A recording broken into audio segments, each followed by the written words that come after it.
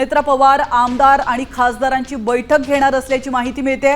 उद्या संध्याकाळी 6 वाजता मुंबईमध्ये ही बैठक होणार आहे। उपमुख्यमंत्री सुनेत्रा पवार आपल्या पक्षातील आमदार आणि खासदारांची भेट घेणार असल्याचं आणि त्यांची बैठक घेणार असल्याचं समोर येते।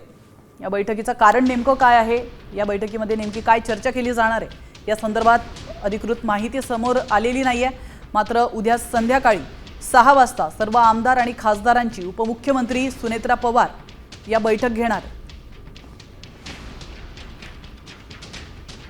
या क्षणाची महत्त्वाची अपडेट आपण पाहतोय। सुनेत्रा पवार या राष्ट्रवादीच्या आमदार आणि खासदारांची बैठक घेणार आहेत। उद्या संध्याकाळी 6 वाजता ही बैठक होणार असल्याची अपडेट समोर येते।